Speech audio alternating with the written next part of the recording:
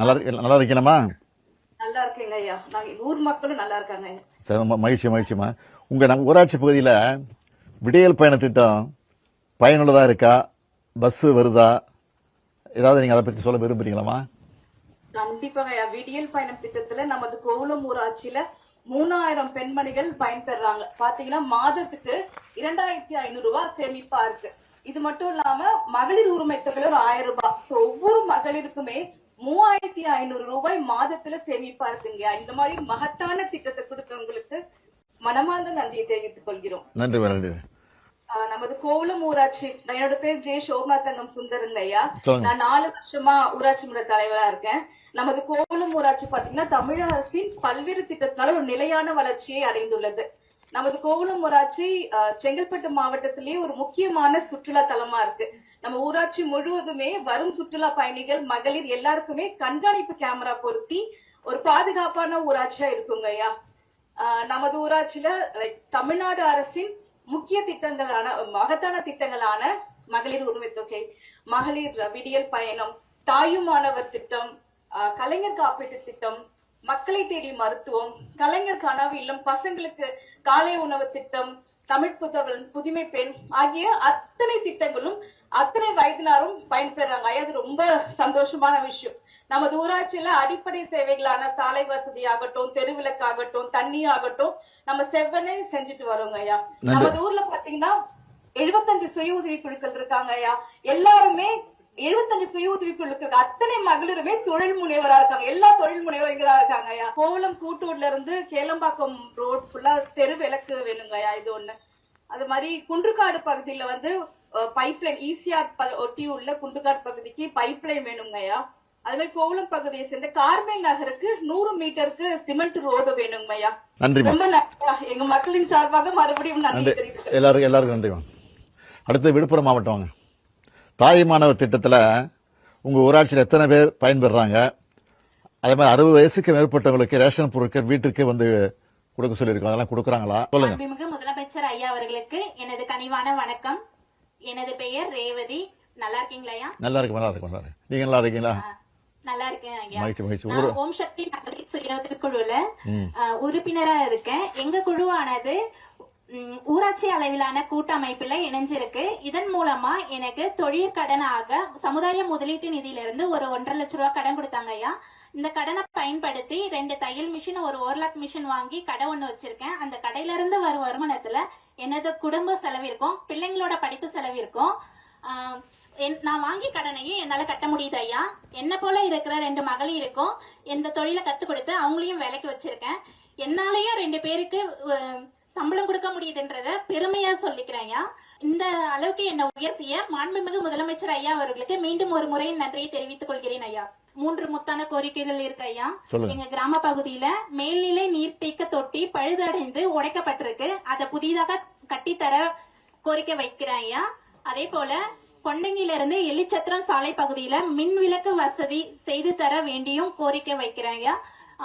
மேலும் கொண்டங்கி முதல் தொகைப்பாடி வரி உள்ள சாலை பகுதியில தடுப்பு சுவர், வெள்ள தடுப்பு சுவர், மழைக்காலங்கள்ல வெள்ளம் வரதுனால வெள்ள தடுப்பு சுவர் கட்டி தர வேண்டியும் அன்புடன் கேட்டுக்கொள்கிறேன் ஐயா.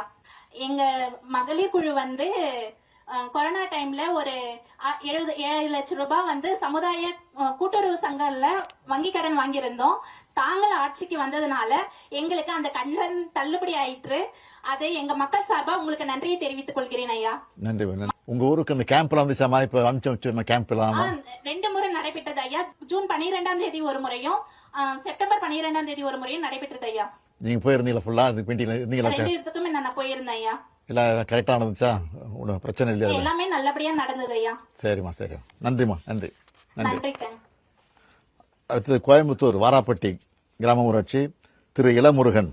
மாண்புமிகு தமிழக முதலமைச்சர் ஐயா அவர்களுக்கு வணக்கம் ஐயா. வணக்கம். நல்லா இருக்கீங்களா? நாங்க நல்லா இருக்கிறோம். மக்களும் சிறப்பா இருக்காங்க, சந்தோஷமா இருக்காங்க. சரி, உங்க ஊர்ல சாலை வசதிகள் முழுமையா செய்யப்பட்டிருக்கா? சொல்லுங்க. தற்போது வந்துங்க ஐயா, தமிழக முதல்வரின் சாலை சீரமைப்பு திட்டத்தின் மூலியமா புதிய 3 சாலைகள் அமைச்சிருக்காங்க ஐயா. அந்த சாலை மூலியமா விவசாயிகள் வந்து பாலுக்கு போறவங்க மற்றும் காய்கறி கொண்டு போறவங்க எல்லாம் வந்து சிறப்பா பயனடைகிறாங்க. அந்த சாலை வசதி நல்லபடியா இருக்குங்க ஐயா. நீங்க ஏதாவது சொல்ல விரும்புறீங்களா? ஆமாங்க ஐயா, எங்க வாரப்பட்டி பஞ்சாயத்துல வந்துங்க கலைஞர் கனவு இல்ல திட்டம் ஐயாவால் கொண்டு வரப்பட்ட கலைஞர் கனவு இல்ல திட்டத்துல வந்து 85 பயனாளிகள் பயணிந்திருக்காங்க ஐயா.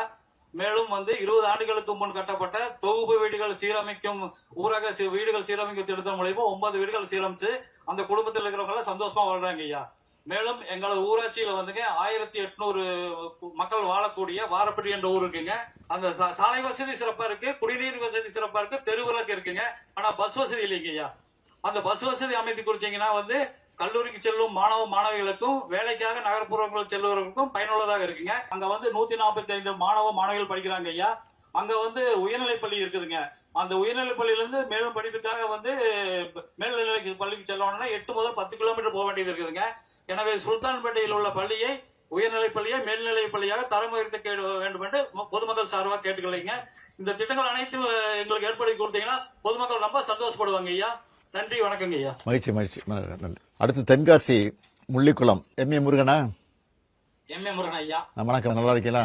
வணக்கம் ஐயா. வணக்கம், நல்லா இருக்கல ஐயா. 2025-26 ஆண்டுல அனைத்து கிராம அண்ணா மருந்து திட்டத்துல 37 லட்சம் ரூபாய் மதிப்பீட்டுல நிறைய பணிகள் அதெல்லாம் முடிச்சிட்டாங்களா? அந்த பணிகள் எந்த இல்ல ஐயா, 4 பணிகள் முடிக்கப்பட்டுள்ளது ஐயா. என்னென்ன பணிகள் இது? துறைச்சாமரத்துல வந்து சிமெண்ட் சாலை அமைக்கப்பட்டுள்ளது. சரி. முள்ளிக்குளத்துல வந்து முத்தாலாமங்குளத்துல ஃபேவர் சாலை அமைக்கப்பட்டுள்ளது. புதிய ரேஷன் கடை எங்கள் ஊருக்குள்ள புதிய ரேஷன் கடை அமைக்கப்பட்டுள்ளது. சரி. சாலையோர தெருவிளக்குகள் வந்து 25 தெருவிளக்குகள் அமைக்கப்பட்டுள்ளது ஐயா. சரி, வேற ஏதாவது நீங்க சொல்ல விரும்புறீங்களா? ஐயா, தங்களுடைய ஆட்சியில வந்து காலை சிற்றுண்டி உணவு திட்டத்தின் மூலம் 32 மாணவர்கள் பயன்பெற்றுள்ளனர்.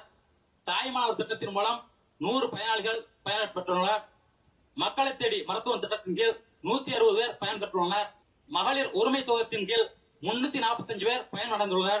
எனவே தங்களுடைய சிறப்பான ஆட்சியில் சிறப்பான திட்டங்கள் மக்களுடைய மகிழ்ச்சியை ஏற்படுத்தியுள்ளது. எனவே எங்களுடைய முள்ளிக்குளம் ஊராட்சி மன்றத்தின் சார்பிலும் ஊர் பொதுமக்கள் சார்பிலும் நன்றி கலந்த வணக்கத்தை தங்களுக்கு தெரிவித்துக் கொள்கிறேன் ஐயா. அப்புறம் மகளிர் உரிமை திட்டத்தை சொன்னீங்க. மகளிர் உரிமை திட்டத்தில் சிலது விடுபட்டு போச்சுன்னு ஒரு குறை இருக்கு. அது லிஸ்ட் கேட்டோம், லிஸ்ட் எடுத்திருக்காங்களா? அதெல்லாம் எடுத்துருக்காங்க ஐயா. உங்களுடன் ஸ்டாலின் முகாம்ல 135 பேர் கொடுத்துருக்காங்க ஐயா. அந்த ஸ்டாலின் எடுத்துட்டு ஐயா. சரி சரி சரி சரி, வேற ஏதாவது சொல்ல விரும்புறீங்களா? ஐயா, எங்களுடைய கோரிக்கையில் ஒரு 3 கோரிக்கை இருக்கு ஐயா. சொல்லுங்க ஐயா. எங்க முள்ளிக்குளத்துல வந்து முத்தாலாமன் கோயில்ல ஒரு ஃபேவர் பிளாக் சாலை போட வேணும். அடுத்து அங்கன்வாடிக்கு செல்லும் பாதையில வந்து சிமெண்ட் சாலை போடணும். அடுத்து பசன கோயில் தெருவில் வந்து 40 குடிநீர் இணைப்புகள் தர வேண்டும் ஐயா. இதை கண்டிப்பாக நீங்க எங்களுக்காக வேண்டி செஞ்சிருந்தா எங்கள் மக்கள் அனைவரும் உங்களை பாராட்டுவார்கள் ஐயா. நன்றி, வணக்கம் ஐயா. நன்றி நன்றி. அடுத்து தஞ்சாவூர் திருமலை சமுத்திரம் திரு குணசேகரன். வணக்கம், நல்லா இருக்கீங்களா? வந்து தொடக்க வேளாண்மை கூட்டுறவு வங்கி இருக்கிறது. ஆண்டாண்டு எங்கள் விவசாயிகளுக்கு குறுகிய கால கடன், மத்திய கால கடன் என்று விவசாயிகளுக்கு கடன் கொடுத்து உதவுகிறார்கள்.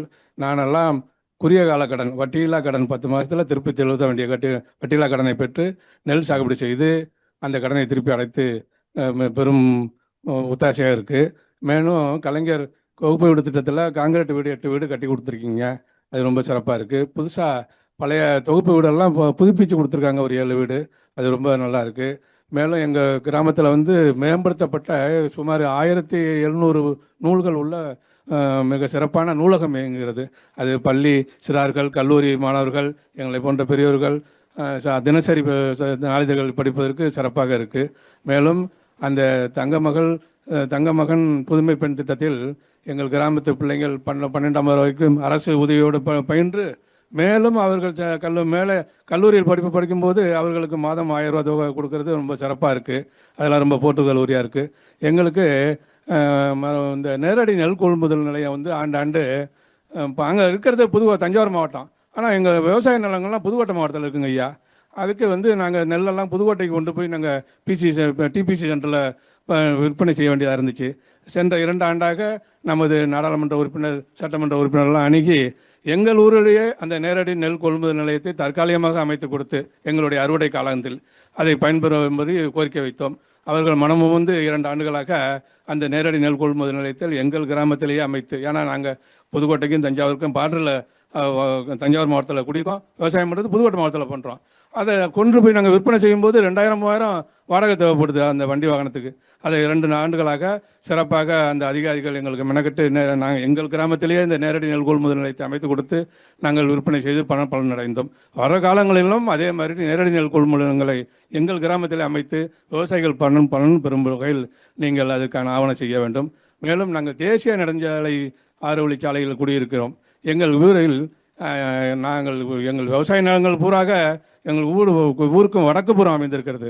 எங்களுக்கு ஊருக்கும் தென்புறம் தான் எங்கள் விவசாய நிலங்கள் இருக்குது. நாங்கள் இந்த சாலையை கடந்து தான் அந்த விவசாய ஏரிகளுக்கோ பம்பு செட்டுகளுக்கோ எங்கள் கழனிகளுக்கோ செல்ல வேண்டியதாக இருக்கிறது. இது தற்சமயம் சென்ற மாதம் கூட அந்த இடையில் அந்த போக்குவரத்தை தடை செய்வதற்கு நம்ம தமிழ்நாடு அரசு காவல்துறையும் நெடுஞ்சாலைத்துறையும் வந்து விட்டார்கள்.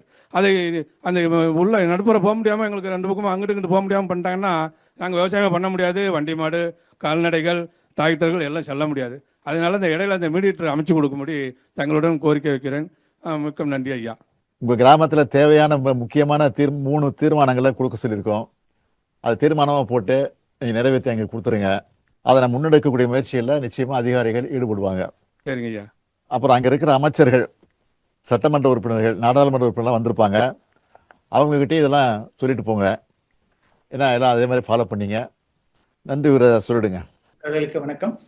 இந்த வரலாற்று சிறப்பு மிக்க கிராம சபை கூட்டத்தில் கலந்து கொண்டு சிறப்பித்த நல்ல ஆலோசனைகள் வழங்கிய மாண்புமிகு தமிழ்நாடு முதலமைச்சர் அவர்களுக்கு எங்களது நன்றார்ந்த நன்றியினை தெரிவித்துக் கொள்கிறோம்.